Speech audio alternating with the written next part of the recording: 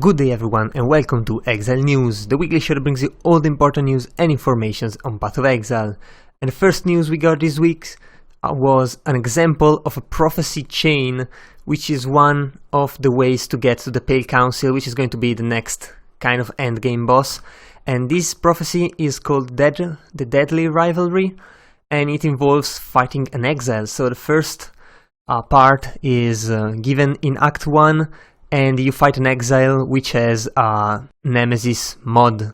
And then if you're lucky enough to get it again, it's going to be in Act 2, and besides being the same exile with the same Nemesis mod, it will also have Onslaught. Third part is going to happen in Act 3, and the exile will also be possessed by a random tormented spirit. Fourth part is going to be somewhere in Act 4, and beside everything else, it's going to also have a shrine effect on the exile. And even crazier, the last stage is going to happen in maps, so you will have a limited amount of tries to actually kill it, even if you play in softcore.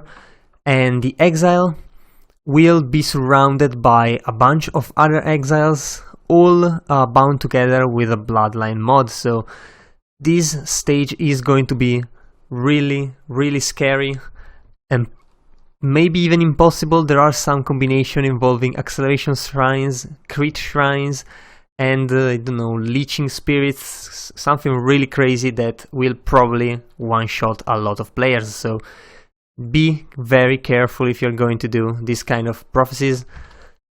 And if you happen to kill the last stage, you will receive this awesome armor here as a reward, which has some evasion, life and fire, standard stats, and then really incredible stats here is 20% less damage taken if you haven't not been hit recently.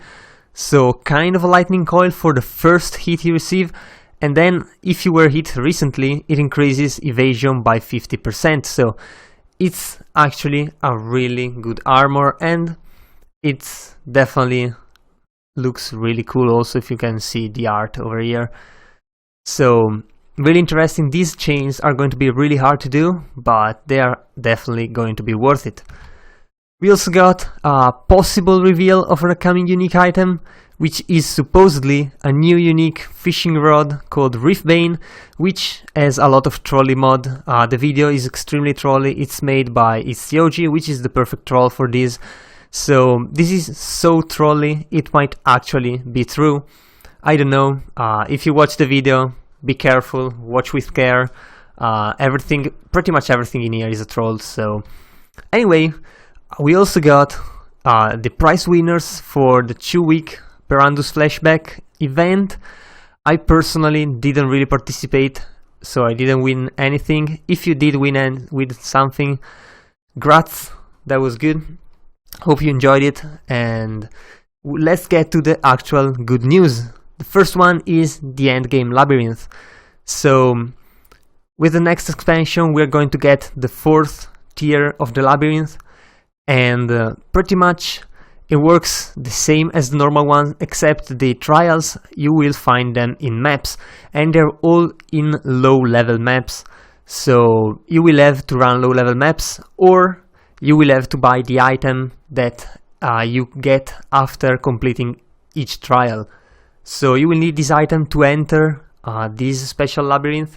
Of course, you'll also need to have completed at least once all the 6 trials as usual.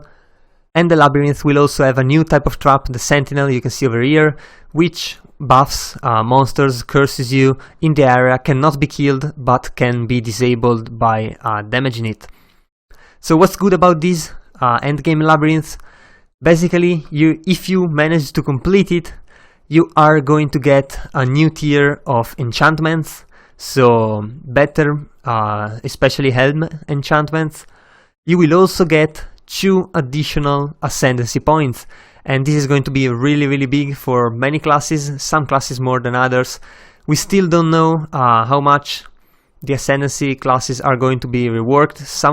Some of them are definitely going to be reworked. Slayer is definitely different. So that's going to be something really interesting and something to look for. There's also a better treasure at the end with a chance to drop higher tier maps, so that's going to be really good and might actually make worth running these labyrinths instead of running maps. Probably not, but still, running the labyrinth, although very boring, is going to be profitable, definitely profitable.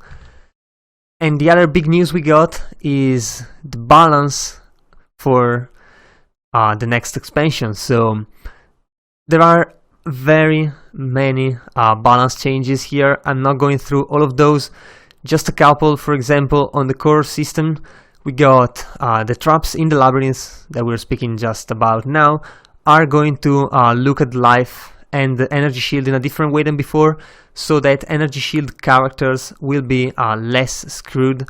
They're still a bit screwed, but not as much as they were before, so that's better. Chaos is also going to be reduced in effectiveness all around, or chaos conversion, not the pure chaos things, but the chaos conversion ones are all going to be reduced, and there's not going to be any legacy version. So if you bought a billion bows, you're pretty much screwed. But still, there's also going to be changes to the curse immunity. So now curse immunity is not absolute unless there is actual absolute curse immunity. Normal immunity is going with the hexproof prefix, just like you get hexproof monsters here and there. It now, if in a map, monsters in a map will have the hexproof prefix if the map has curse immune on it, so that some unique can actually override that. And there's also going to be a lot of item changes. For example, jewels drop rates have been changed. Honestly, I don't really care about jewels. I don't feel like they add anything really to the game. That's just my personal opinion anyway. And then weapons are easier to craft if you're not going hybrid. We'll have to see about that. Some crafter will definitely check that out. Scepters and wands have an increase, have better implicit values, so that's actually interesting. Even though might not change by much, but still really good.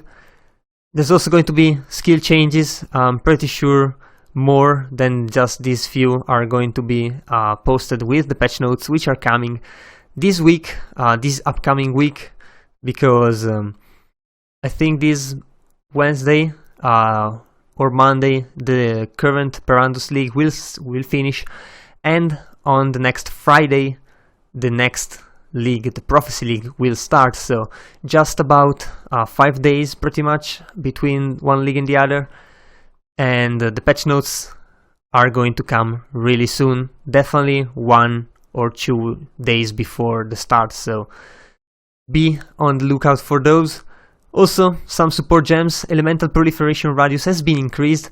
Maybe GGG thought it's about time elemental prolif comes back from that slump it kind of went after it was on top of the world, and then it got nerfed, and then it just wasn't used anymore pretty much by anyone except the Hegemony, I guess.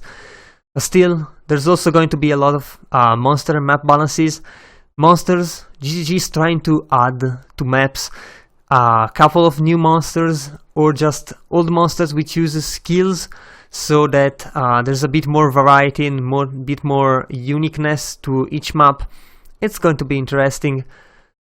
Also, a couple new bosses are going to be added. And as for the passive tree, there's going to be pretty much no changes, just one little thing. All the changes are going to be in the ascendancy skill trees, so we'll see about those.